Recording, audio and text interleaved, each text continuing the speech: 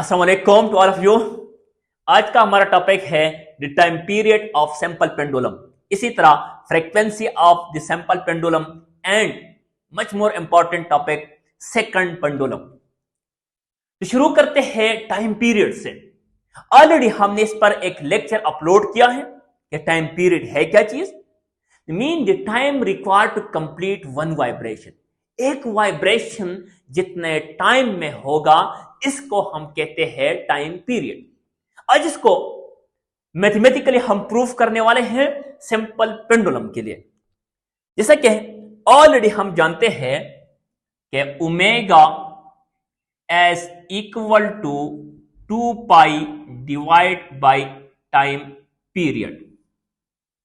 इसको अगर हम नाम दें इक्वेशन नंबर फर्स्ट, ये बन गया इक्वेशन नंबर फर्स्ट। इसी तरह पहले लेक्चर में हमने इस बात को प्रूफ किया है कि ये जो ओमेगा स्क्वायर होगा ये बराबर होगा जी डिवाइड बाई एल की, जी डिवाइड बाई एल की। तो omega square is equal to G divide by L. Okay, तो यहां से अगर हम ओमेगा को फाइंड कर ले तो omega is equal to G divide by L under the root होगा। और इसको अगर हम नाम दे इक्वेशन नंबर सेकंड। फिर अगर यहां से अगर इन दोनों इक्वेशन को हम कंपेयर कर ले तो कंपैरिजन से ये होगा कि 2 pi divide by capital T S equal to G divide by L under the root. अगर यहां से इसको हम उल्टा कर ले, इनवर्स कर ले, तो T divide by 2 pi S equal to L divide by G under the root. अगर यहां से हम सिंपली ओनली सिर्फ टी को फाइंड कर ले, मीन टाइम पीरियड, तो time period is equal to 2 pi, ये डिवीजन से मल्टीप्लिकेशन में L divide by G under the root. यहां से हमें दो बहुत इंपॉर्टेंट पॉइंट्स मिल रहे हैं कि एक तो ये टाइम पीरियड डायरेक्टली प्रोपोर्शनल है स्क्वायर रूट ऑफ लेंथ को। जितना सिंपल पेंडुलम का लेंथ ज्यादा होगा इतना टाइम पीरियड भी ज्यादा होगा। Mean time period is directly proportional to square root of length. Similarly time period as inversely proportional to square root of g. हाँ, जी पे किस तरह डिपेंड करा अभी हम इसको डिस्कस करने वाले हैं।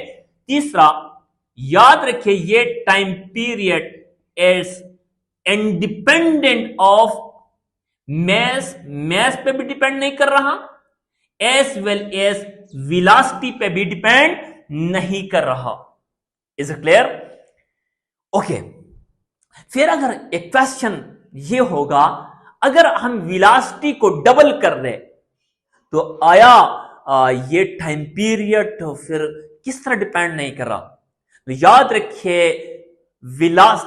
सिंपल पेंडुलम वेलोसिटी पर डिपेंड नहीं करता। अगर वेलोसिटी डबल हो गई एम्पलीट्यूड डबल होगा, मीन टाइम पीरियड डबल नहीं होगा या कम नहीं होगा। Is it clear? ओके, ये तो बन गया इसका मैथमेटिकल फॉर्म के t is equal to 2 pi L divide by G under the root. यहां से अगर लेंथ डबल तो time period mean square root of 2 time होगा। अगर लेंथ 4 टाइम हो गई तो टाइम पीरियड क्या होगा? डबल होगा। लेकिन जी पे किस तरह डिपेंड करता है, एक इसकी काफी केसेस हम डिस्कस करने वाले हैं। अगर हम लेफ्ट की बात कर ले, पहला नंबर केस, अगर हम लेफ्ट की बात कर ले, लेफ्ट में अगर ये लेफ्ट केस नंबर फर्स्ट, अगर ये लेफ्ट रेस्ट में है, रेस्ट पे है, तो इसका मतलब ये है कि यहां एक्सेलरेशन बराबर होगा जी की। तो फिर तो यही इक्वेशन यूज होगा। Is it clear? तो फिर तो यही इक्वेशन यूज होगा, mean T S equal to 2 pi L divide by g की। लेकिन अगर इस तरह हो जाए कि ये left case number second move upward, move up with A, with acceleration A के साथ अपवर्ड मूव कर रहा हो, तो फिर ये जी डैश बराबर होगा एक्सेलरेशन प्लस जी की। इसके लिए हमने पिछले अपरेंट वेट और रियल वेट टॉपिक को समझना होगा, तो फिर ये टॉपिक हमें समझ में आएगा। तो फिर इस इक्वेशन को हम यूं लिख सकते हैं कि T is equal to 2 pi L divide by G under the L divide by G dash under the root, क्योंकि जी अभी ज्यादा हो गया है, तो फिर T is equal to 2 pi L divide by g plus A. अगर ये जी का वैल्यू ज्यादा हो गया है तो टाइम पीरियड का वैल्यू क्या होगा? कम होगा।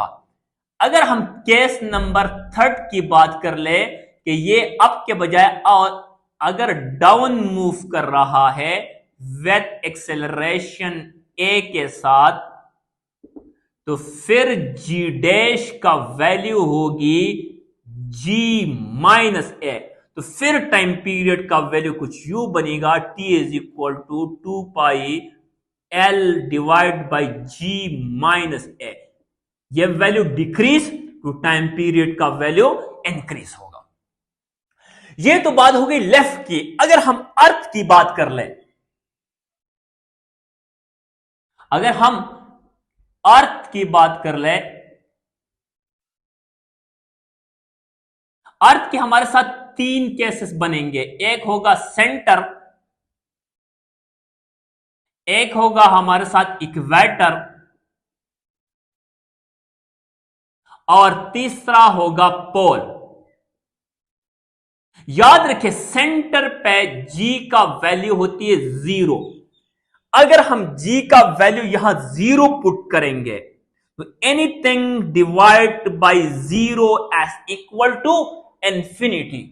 तो यहां सेंटर पे जी का टाइम पीरियड होगा, जी का वैल्यू 0 तो टाइम पीरियड इनफाइनाइट होगा। अगर हम इक्वेटर की बात कर ले, याद रखें इक्वेटर पे अर्थ का जो रेडियस होती है वो ज्यादा होती है, जी का वैल्यू कम होती है। इक्वेटर पे जी का वैल्यू कम होती है तो टाइम पीरियड का वैल्यू क्या होगा? ज्यादा होगा। अगर पोल के हम बात कर ले, पोल पे radius of the earth come, radius of the earth कम, जी का वैल्यू ज्यादा होती है, जी का वैल्यू ज्यादा होती है तो टाइम पीरियड का वैल्यू क्या होगी? कम होगी।